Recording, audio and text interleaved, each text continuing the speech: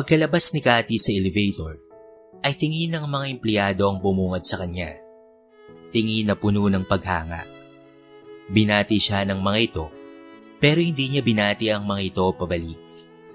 Para sa kanya, hindi na dapat niya binabati ang mga ito dahil mga empleyado niya lamang ang mga ito. Dire-diretso siyang lumabas ng gusali at nagtungo sa kanyang kotse. Inilagay ang dalang suitcase sa kanyang passenger seat at isinandal ang likod sa driver seat. Napabuntong hininga na lamang siya. It was a tiring day. Hindi niya napigilang maibulalas. Inilagay niya na ang susi sa ignition saka pinaandar ang sasakyan. Pinasibat niya iyon paalis sa parking area patungo sa bahay ng kaibigang si Jana. Narating niya iyon 30 minuto ang nakalipas. Tiyak na magagalit na naman ang kanyang ama dahil gagabihin siya ng uwi. Magpapaliwanag na lamang siya. Lumabas siya ng sasakyan at pinindot ang doorbell. Ilang sandali lamang ay lumabas na si Jana. Nanlaki ang mga mata nito nang makita siya. Isang buwan na rin silang hindi nagkikita. "Cathy!" Tawag nito sa kadali-daling nagtungo sa gate at binuksan niyon. Agad siya nitong niyakap. "Napabisita ka?" Tanong nito sa kanya. "Namiss kasi kita eh." Tugon niya rito. Lumingon nito sa likuran niya kung saan naroon ang sasakyan niya. "Ipasok mo na lang kaya ang sasakyan mo." Alok nito at umiling na lamang siya. "Hindi na. Ayos na lang na nandiyan yan sa labas. Safe naman dito eh." Napatakong-tango na lamang ito.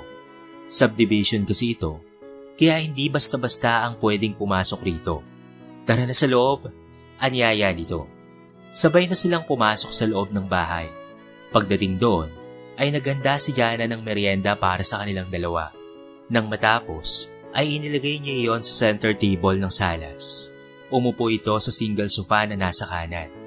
"Kamusta naman ang pamamahala sa kumpanya?" Tanong nito.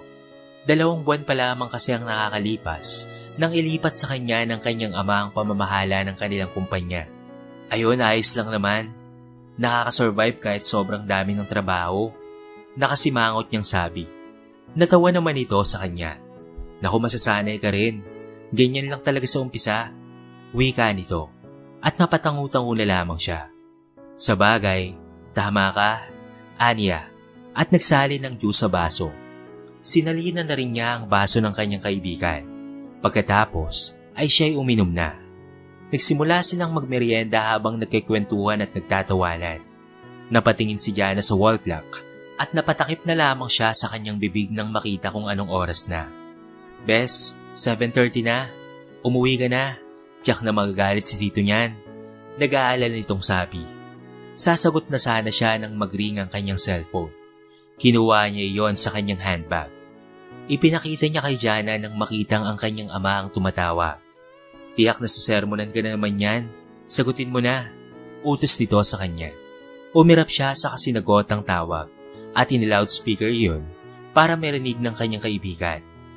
Alam naman ito ang pinagdaraanan niya, ang pagiging istrikto ng kanyang ama. "Dad, anong oras na, Cathy? Bakit hindi ka pa rin umuwi?" Galit na sigaw ng kanyang ama. Napabuntong hininga na lamang siya. Iyon na naman ang kanyang istriktong ama na akala mo ay laging nawawala. "Nandito po ako kay Jana. Pauwi na rin po ako, Dad." Mahinahon niyang sabi. "Umuwi ka na. Alam mo naman na ayaw kong mapahama ka, lalo at CEO ka.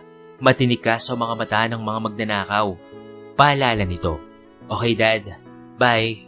Aniya, saka pinatay na ang tawag at ibinalik ang cellphone sa kanyang handbag. Isinukbit niya ang handbag na nasa tabi niya at saka siya tumayo. At pagkatapos ay tumayo na rin si Jana. College friend niya si Jana. Magkaklase sila sa kursong business management. Magkasundo sila sa lahat ng bagay kaya naging mag-best friend sila. "I have to go. Thank you sa time ha." Paalam niya. Sinamahan siya nito sa labas kung nasaan ang kanyang kotse. "Mag-iingat ka, bes ha?" Paalala nito. "I will." Aniya, habang pinubuksan ang pinto ng driver seat. Kumaway muna siya bago tuluyang pumasok sa loob at pinaandar na iyon papauwi. Nasa kalagitnaan na ng daan si Cathy ng mga sandaling iyon. Nang mapansin niya, ang motorsiklo na lumabas sa isang kanto na nadaanan niya. Kumabog ng mabilis ang kanyang puso nang makitang nakasuot ng hoodie jacket na black ang lalaki at meron itong face mask. Naisip niya kung ano ang balak nito sa kanya, ngunit pinanatili niya ang kanyang sarili na kalmado ng sandaling iyon. Sa kabilang banda, palabas na si Gabriel sa kanto nang mapansin niya ang isang kotse na may sumusunod na motorsiklo na may lula na lalaking nakasuot ng hoodie jacket na black. Galing siya sa agency nila at wala pang available na trabaho para sa kanya bilang isang bodyguard. Biglang may sumagi sa isip niya sa pwedeng mangyari ng oras na iyon. Ang lugar kasi na kinaroroonan niya ay laging napapabalita na may nakawang nangyayari. Kaagad siyang nagtago sa isang puno na nakatayo, hindi kalayuan sa kanya. Mula sa pinagkukublihan niya ay nakita niyang napahinto ang sasakyan dahil nag-overtake na ang motorsiklo at huminto iyon sa harapan ng kotse. "Buksan mo!" Utos nito na dinig niya. Hindi kasi iyon kalayuan sa kinaroroonan niya. Dali-dali namang binuksan ng kung sino man ang sakay ng kotse ang driver's seat. "Ibigay mo sa akin ang bag mo." Utos na naman ito. Bago pa man iyon maibigay, ay gumawa na siya ng hakbang. Nakatalikod sa kanya ang lalaki, kaya dahan-dahan siyang lumapit at gamit ang siko ay tinira niya ito sa batok. Saka kaagad na ikinatumba nito. May natamaan iyong ugat para mawala ng malay ang lalaki. "Miss?" Tawag niya sa dalaga, pero wala na itong malay. Napamura siya dahil doon, kaya ginawa niya ang nalalaman niyang first aid para sa mga nahimatay. Nang matiyak niyang maayos na ang lagay ng dalaga, dali-dali niyang tinawagan ng kaibigan na si Jessie, isang pulis na nakilala niya sa mga misyon niya. "Bro, kamusta? Napatawag ka ata?" Bati nito sa kanya nang sagutin nito ang tawag niya. "Kailangan ko ng tulong mo, bro." Panimula niya. "Bakit, bro? Anong nangyari?" Tanong nito. Rinig niya ang natumbang upuan dahil siguro sa biglaan itong pagtayo. Sinabi niya ang nangyari, maging ang lugar kung nasaan siya. Maaasahan itong si Jessie at kailanman ay hindi siya nito binigo. "Okay bro, papunta na kami dyan." Assurance naman ni Jessie. Kagad niyang pinatay ang tawag. Bigla niyang naisip ang mga magulang ng babae. Baka nag-aalala na ang mga ito. Kaya kinuha niya ang cellphone ng dalaga sa handbag nito. Alam niyang hindi maganda ang magkalkal ng gamit, pero nasa gipit siyang sitwasyon ng mga oras na yon. Mabuti na lang at walang password iyon. Hinanap niya doon ang account number ng ama at ina nito. Nang makita ang pangalan ng ama nito na nakarehistro sa pangalang dad, ay agad niyang i-denial ang numero nito. "Kati, nasaan ka na ba? Bakit hindi ka pa umuwi?" Galit na sabi nito. Sa bagay, hindi niya ito masisisi dahil nag-aalala lamang ito, lalo na at anong oras na. "Sir, may nangyari." "Ano? May nangyari sa inyo ng anak ko? Sino ka ba?" Sigaw nito. Napubuntong hininga na lamang siya. "Patapusin niyo muna ako, sir." Panimula niya. At nang hindi na ito nagsalita, ay nagpatuloy na siya sa pagkukwento sa nangyari. Labis ang pag-aalala nito, pero sinabi niyang maayos na ang kalagayan ng anak nito, kaya wala itong dapat na ipag-alala, na ikinapanatag naman ang loob nito. Sinabi niya rin ang lugar kung saan sila ngayon. Bumuga ng marahas na hininga ang Ginoo. "Sige, pupunta na ako dyan. Salamat iho sa pagtulong mo sa anak ko. Tatanawin kong utang na loob ito sa'yo. Pasensya na rin kung napagtaasan kita ng boses kanina." Sabi at hinging paumanhin ito sa kanya. "Wala po yun, sir. Naiintindihan ko po dahil ama po kayo. Wala pong anuman, sir." Aniya. Nagpaalam na ito kaya pinatay na ang tawag. Sakto naman nang marinig niya ang sirene ng 2 police mobile na papalapit sa kinaroroonan niya. Huminto iyon sa likuran ng kotse at lumabas mula roon si Jessie kasama ang 2 pulis na tauhan nito. Lumapit sa kanya ang 2 pulis at agad na pinusasa ng lalaki na pupungay-pungay ang mga mata dahil mukhang nagising na ito. Nilapitan naman siya ni Jessie. "Kamusta yung babae?" Tanong nito. "Ayos naman siya." Aniya. Sakay pinatingin kay Jessie ang babae. "Natawagan ko na rin ang ama niya at tiyak na on the way na ito. Mauna na ako bro Salamat sa pagresponde ka agad." Tinapik niya ang balikat nito at ganoon rin naman ang ginawa nito. "Para saan pa ang pagkakaibigan natin kung hindi tayo magtutulungan, hindi ba?" Ani nito saka ngumiti. Tumangu-tango na lamang siya saka nagtungo na sa kanyang motorsiklo. Sumaludo siya sa kaibigan Bago iyon, pinasibat papalayo. Nagising si Cathy na parang kung ano ang naamoy niya. Dahan-dahan siyang nagmulat ng kanyang mga mata at nakita ang kanyang ama na labis ang pag-aalala na nakatitig sa kanya. Mabuti naman at gising ka na, anak. Bulalas nito at ibinaba ang kung anumang bagay na ipinapaamoy nito. Herbal iyon na pinapaamoy para sa nahimatay. Yes, Dad. Buti at ligtas ako. Maluhaluan niyang sabi. Muntikan na talaga siya doon ng mga oras na iyon. Mabuti na lamang ay may nagligtas sa kanya. Gusto niyang makita kung sino ang nagligtas sa kanya. Kaya naman agad siyang bumaba ng kotse. Anak, saan ka pupunta? Tanong ng kanyang ama. Hindi niya iyon pinansin. Nakita niya ang isang unipormadong lalaki. Di kalayuan sa kanya na may kausap sa cellphone. Lumapit siya roon. Lumabas na rin ang kanyang ama sa sasakyan at lumapit sa kanya. Hinintay niyang matapos ang pulis sa pakikipag-usap bago siya magsalita. Nasaan po ang nagligtas sa akin, sir? Tanong niya nang ibaba na nito ang cellphone. Lumingon sa kanya ang pulis. Naku, umalis na miss. Nagmamadali yun. Nasa police station na ang nagtangkang magnakaw sa'yo at ilang oras na lang ay kukulong na siya. Paliwanag nito. Tumangutang-o naman siya dahil dito. Hindi man lamang niya nakilala ang lalaking nagligtas sa kanya para man lang magpasalamat siya. Nang hindi siya nagsalita, nilingon ng pulis ang kanyang ama. Mauna na po ako, sir. May kailangan pa po akong gawin sa station. Si Rolda na po ang maghahatid sa inyo para makauwi po kayong ligtas. Ani nito, sa kabinalingan ng pulis na nasa likod nito na hindi niya napansin dahil ang isip niya ay okupado ng lalaki. Ikaw na ang bahala sa kanila, Roldan. Paalala nito. Yes, sir. Tugon ng pulis at sumaludo pa. Nagpaalam na sila sa mga ito. Pumasok na rin sila sa loob ng kotse. Saka iyon pinasibat ng kanyang ama pabalik habang nakasunod sa kanila ang sasakyan na kinalulunanan ng pulis. Kailangan mo ngayon ng personal driver, Cathy. Yung driver na kaya kang ipagtanggol. Pagbubukas ng paksa ng kanyang ama. Nasa pagkainan sila at naghahapunan. Hindi muna siya pinayagan ng kanyang ama na magpunta siya sa trabaho. Magpahinga na lang raw muna siya. At dahil doon, ay napatingin siya rito. Dad, hindi naman na siguro maulit yon. Maulit man o hindi, kailangan na natin maging maingat. Paano kung sa susunod ay iba na ang mangyari sa'yo? Ani ng kanyang ama, habang matiim na nakatitig sa kanya. Wala siyang nagawa kung hindi ang tumango na lamang. Tama nga naman ang kanyang ama, at ayaw niya ulit na mangyari yon. Okay, Dad, pagsang-ayon niya rito, at saka ang umiti. Salamat naman at pumayag ka, anak. Opo, Dad, kasi para rin naman ito sa kaligtasan ko. Aniya. Nang matapos kumain ng hapunan, ay nagtungo na siya sa kanyang silid. Ipinikit niya ang kanyang mga mata, pero sumasagi si isip niya ay ang lalaking nagligtas sa kanya. Hindi niya kasi gaanong nakita ang mukha nito dahil hinimatay na siya ng sobrang nebyos. Sayang, pero kung bibigyan ako ng pagkakataon, sana makita ko ulit siya. O kaya ikaw na lang ang maging driver ko. Pagpapantasya niya at natawa ng mahina sa uling sinabi. Imposible. Aniya na naiiling sa kapinilit ang sarili na makatulog. Natigilan si Gabriel nang makita ang lalaking nakaupo sa upuan sa labas ng kanyang bahay. Kamukha nito ang babaeng iniligtas niya noong isang araw. Sa isip-isip niya ay baka ito ang ama ng dalaga. Tumayo ang lalaki. Magandang umaga, Mr. Gabriel. Nandito ako para humingi sana sa iyo ng pabor. Sabi nito. Tumayo na rin si Jessie. Bro, nagpunta siya sa presinto para hingin ang address mo dahil may hihilingin daw siyang pabor sa'yo.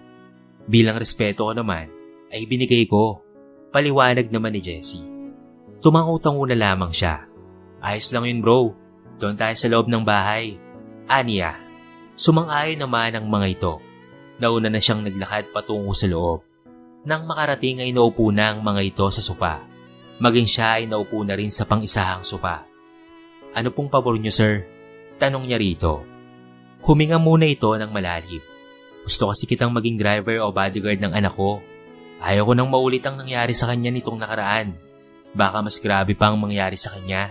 Baka hindi ko na mapatawad ang sarili ko. Punong-puno ng pag-aalala nitong sabi. Sa bagay, mas mainam nga naman talaga na magkaroon ito ng sariling driver o bodyguard. Walang pakundaang sumang-ayon siya sa sinabi nito. Kailangan niya ng trabaho ngayon. Ipapaalam niya na lamang sa kanyang boss na may nag-alok sa kanya ng trabaho. Tiyak naman na sasang-ayon nito, kaya naman tumango na lamang siya. Opo, papayag po ako. Anya, salamat nga rin pala sa pagliligtas mo sa anak ko ha. Salamat sapagkat inilayo mo siya sa tiyak na kapahamakan. Sincero nitong sabi at saka ito ngumiti. Wala pong anuman yun sir. Teka, ang gusto ko sana ay sa bahay ka tumira iho. I mean, sa maliit na bahay na katabi ng bahay namin. Pwede ka doon para hindi mo na kailangang bumiyahe pa. Gastos ko na rin ang lahat ng mga pangangailangan mo. Assurance nito sa kanya. Dahil doon ay napangiti na lamang siya sa offer nito. Kailangan niya talaga yon para makaipon siya. Pero biglang may sumagi sa kanyang isip. Sige po, payag po ako. Pero may pakiusap lang po sana ako. Sabi niya, sige anything. Tugon naman ang Ginoo. Sa kabilang banda ay nagising si Cathy na pasikat na ang haring araw. Kaagad siyang bumangon at lumabas ng silid at bumaba na ng hagdan.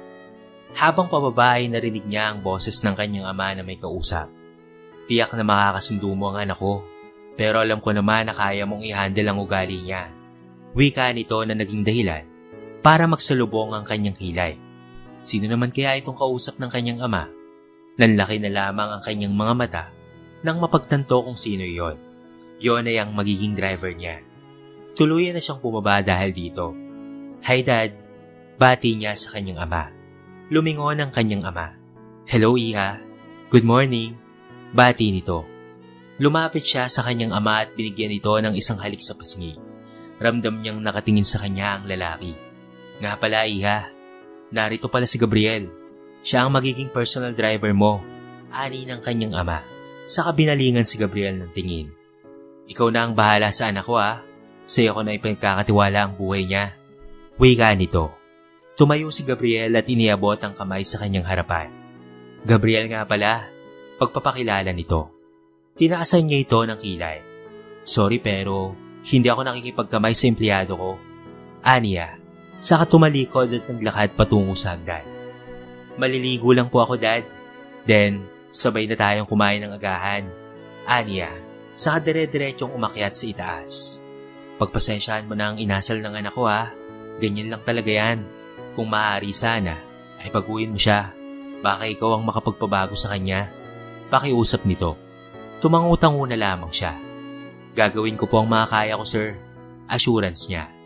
Nagkwentuhan pa sila ng Ginoo ng ilang minuto. Hanggang sa matanaw niya ang dalaga na pababa na ng hagdan. Hindi niya maiwasang mapatitig rito dahil sa taglay nitong kagandahan. Bumagay rin dito ang suot na uniforme na humakbang sa katawan nito. Kung alam lang siguro nito na siya ang lalaking nagligtas dito, ay tiyak na iba ang magiging trato nito sa kanya.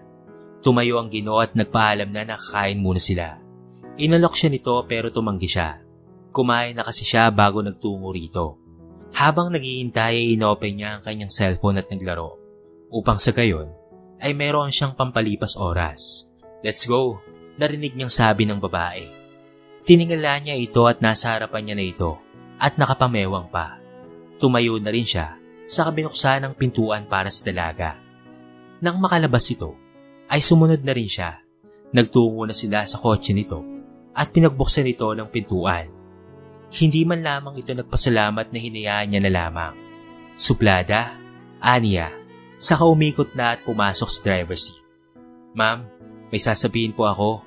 Ani ni Gabriel nang nasa daan na sila. Patungo sa kumpanya na pag-aari nila. Tinignan niya ito sa salamin. Yes, ano yon? Supladang tanong ni Cathy. Dapat po bilang CEO ay maayos ang ugali niyo sa kapwa-tao. Hindi yung nagsusungit kayo. Kasi doon ka mas rerespetuhin eh. Makahulugan itong sabi. Inirapan na lamang siya nito. Ano mong pakialam mo? Mataray niyang sabi. Sinasabi ko lang po, yun po ang pinaka-importanting ugali sa lahat. Kung gusto mong respetuhin ka, dapat ay marunong ka ring rumispeto. Wika nito. Hindi naman siya suplada. Nai-intimidate lamang siya sa lalaki kanina. Ang gwapo kasi nito at napakataray ng pagtrato niya sa mga empleyado. Yun kasi ang alam niya. Pero nang sandaling iyon, ay nantig ang puso niya sa sinabi nito. Okay, Aniya, hindi niya napansin ang pagngiti ni Gabriel. Masaya ito dahil napasunod niya ang dalaga. Napasandal si Cathy sa kanyang upuan matapos permahan ang kahuli-huliang dokumento. Hindi niya maiwasang isipin si Gabriel. Nitong mga nakaraang araw ay naging komportable na sila ni Gabriel sa isa't isa. Madami rin siyang natutunan rito. Dahil siguro sa nakukuha niya lahat ng gusto niya, kaya pati ugali niya ay nagbago. Thanks to Gabriel, dahil binago siya nito. At sa maikling panahon na iyon, ay talaga namang nagustuhan na niya ang binata. Kamusta na kaya siya ngayon? Hindi niya napigilang itanong sa kanyang sarili.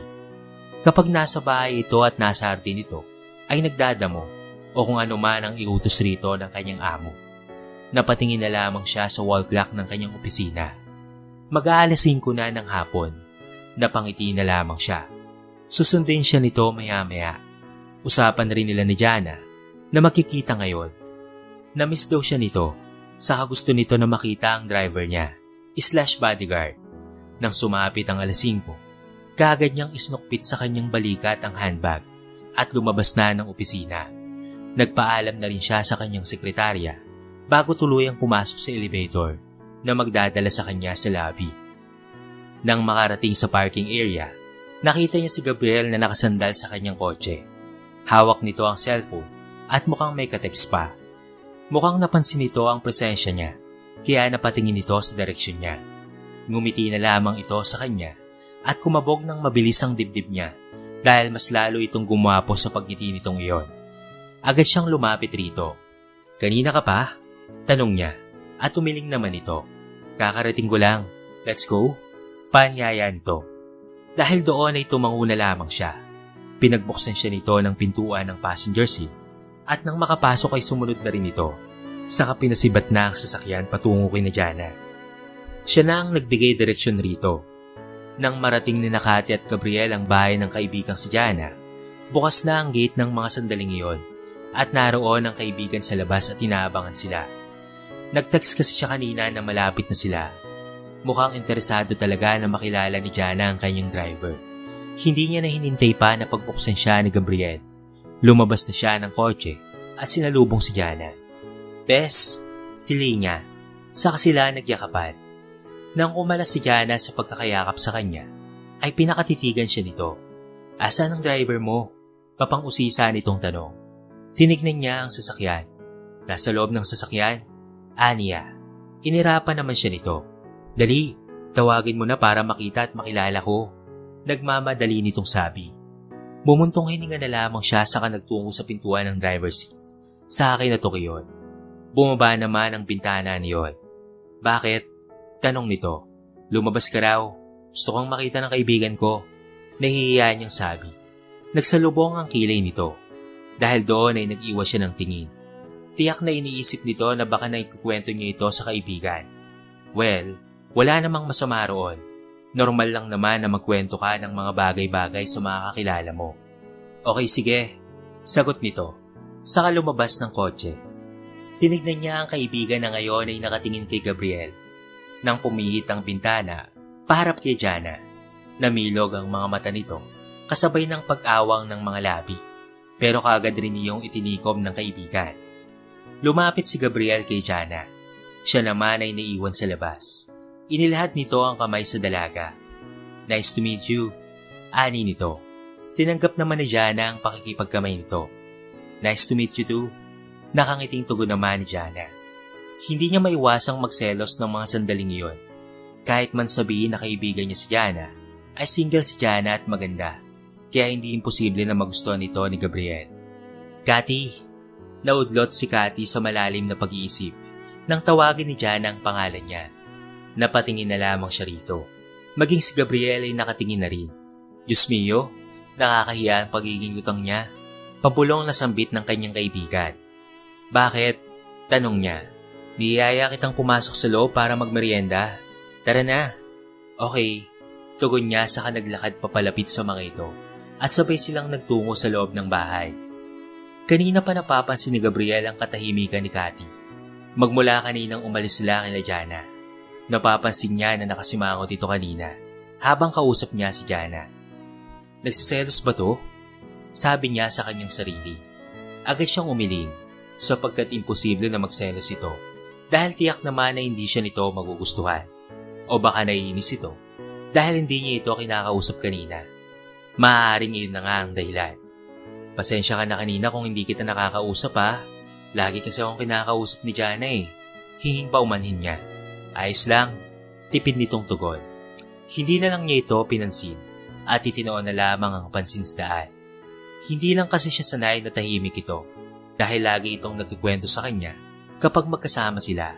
Tapos sa backseat pa ito naupo kasi itong mga nakaraang araw ay sa passenger seat ito umuupo at palagay na ang loob nila sa isa't isa.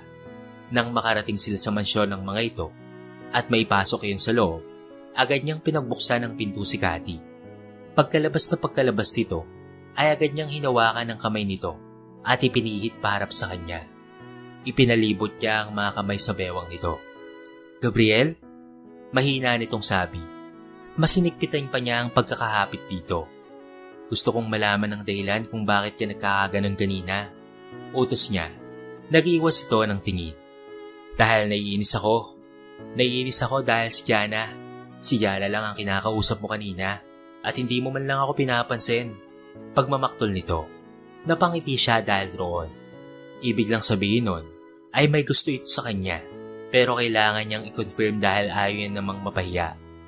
Bakit ka naiinis? Pang-asar niya. Tinitignan siya nito at inihirapan.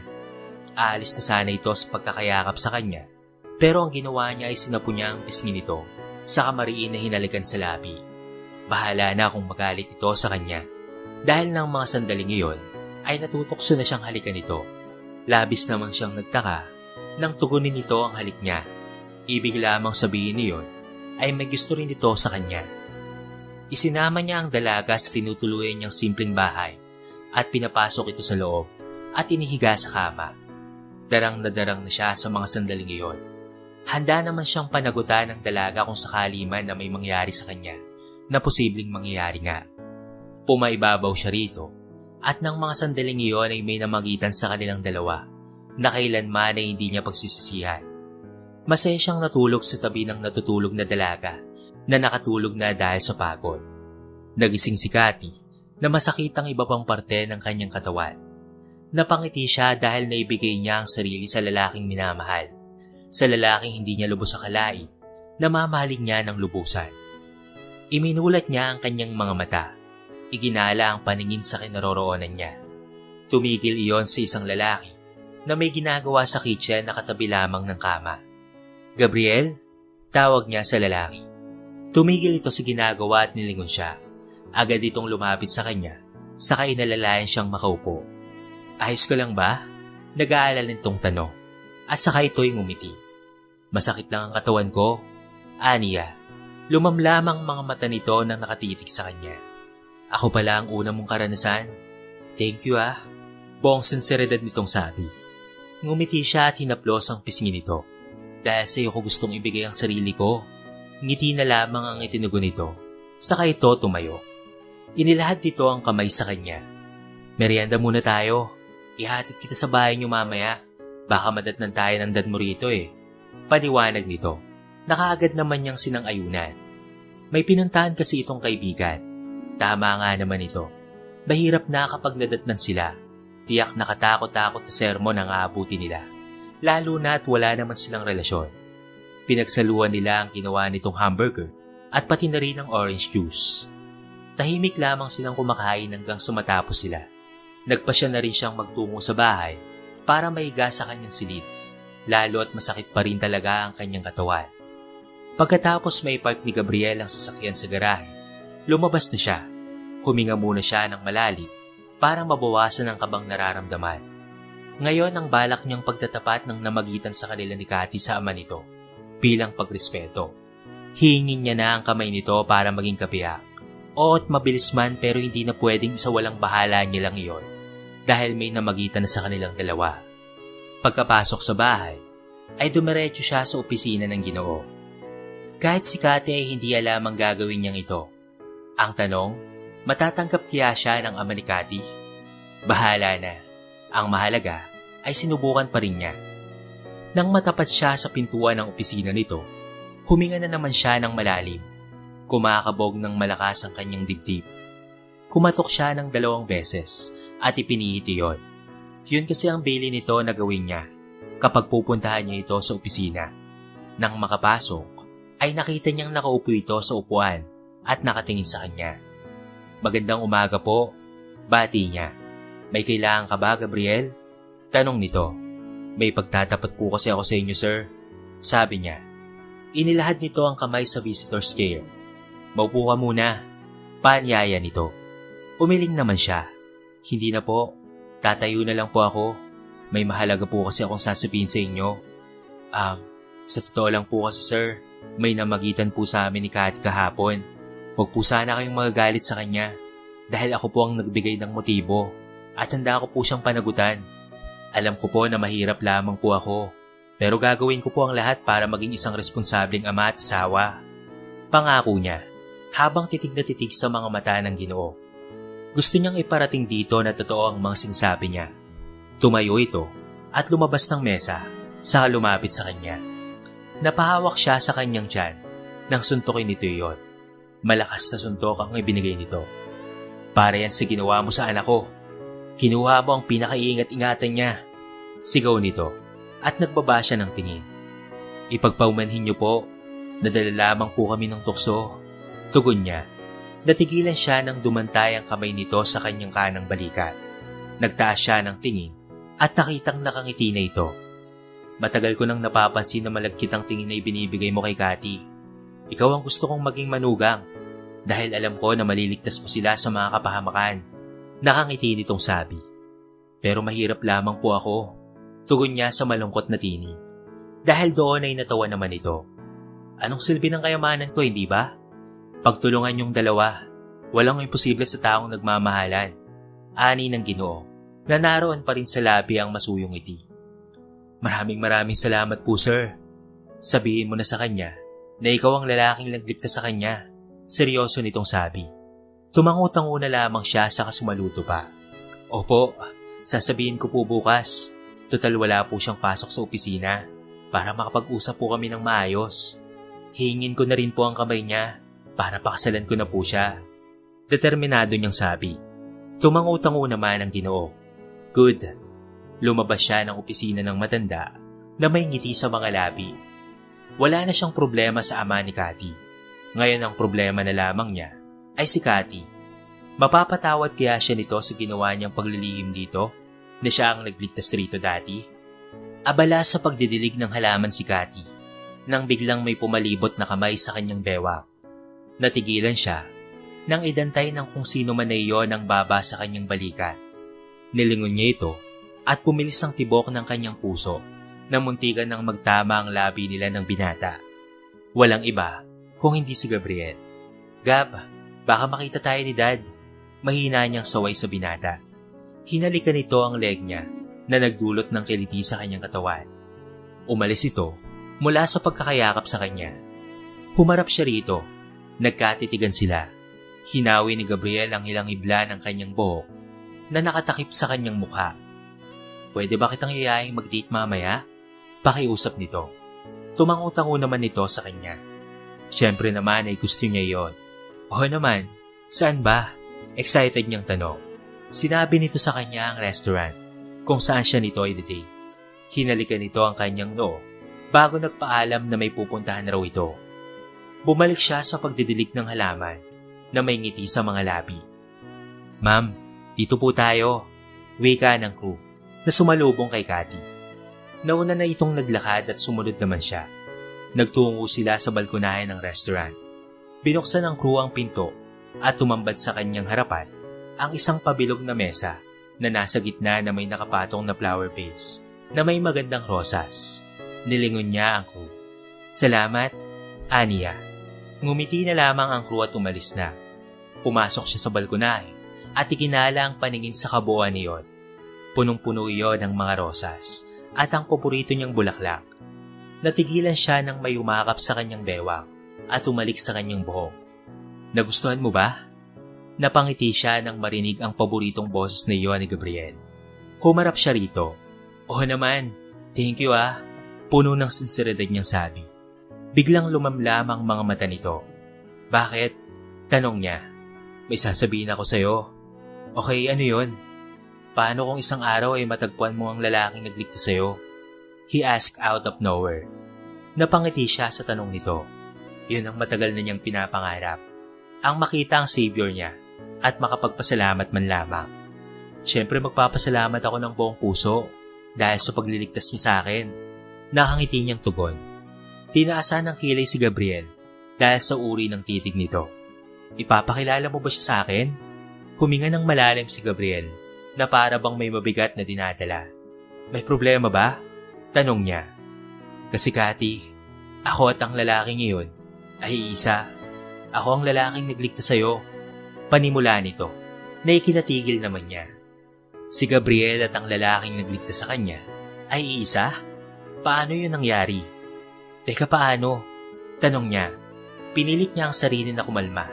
Kahit ng mga sandaling iyon ay gusto niya itong sampalin dahil sa paglilihim nito sa kanya. Ngunit mas mainam na dinggin muna niya ito bago siya mag-react. Nagsimula nang ipaliwanag kay Gabriel ang lahat. Seryosong nakatitig si Cathy sa kanya.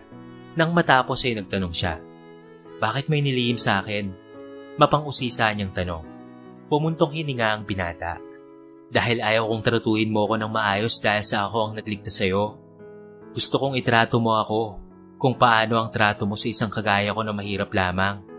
Gusto kong malaman ang totoo mong ugali at nang sa ganon ay baka sakaling mabago kita. At hindi ako nagkamali dahil nagawa ko yon. You changed, Cathy. Madamdamin itong pahayag habang masuyong nakatitig sa kanya. Naningkit ang mga mata niya.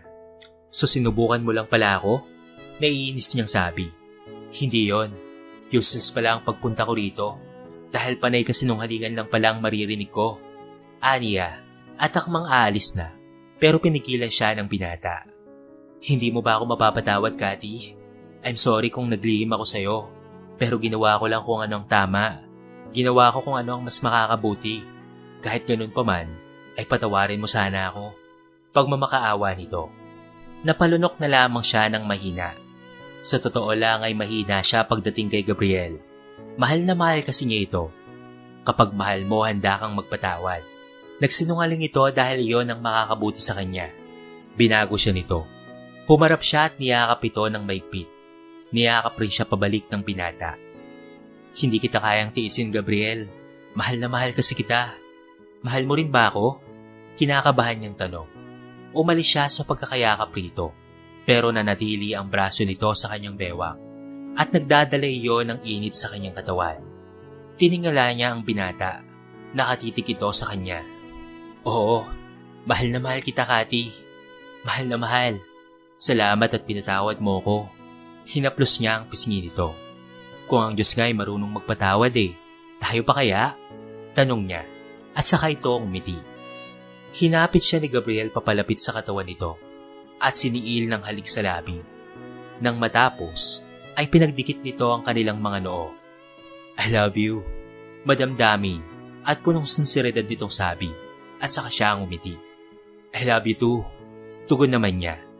Maya-maya ay biglang lumod sa kanyang harapan si Gabriel. May kinuha ito sa bulsa ng pantalon at binuksan niyon sa harapan niya. Isang mamahaling singsing ang laman niyon. Will you marry me, Cathy? Tanong nito. Agad niyang inilahad ang kanyang kamay. Yes, tugon niya na may kasamang pagtango. Walang dahilan para hindi niya tanggapin ang proposal nito. Mahal niya ito at sigurado na si Cathy sa binata. Ngumiti si Gabriel sa katumayo at isinuot iyon sa daliri ni Cathy. Thank you so much. Actually, noong isang araw ay pinagpaalam na kita sa ama mo at pumayag naman siya. Tuwang-tuwa pa nga ito Assurance nito. Matamis siyang napangiti dahil roon. Hindi naman maarte si Dad sa mapapangasawa ko. Basta't mabait, responsable at nare-respeto ako. Pagkatapos niyang sabihin niyon, ay naglapat muli ang kanilang mga labi. Hinawakan ni Gabriel ang kamay niya at inaya siya sa mesa para sila ay kumain. Makikita sa mukha ng dalawa ang lubos na kasiyahan.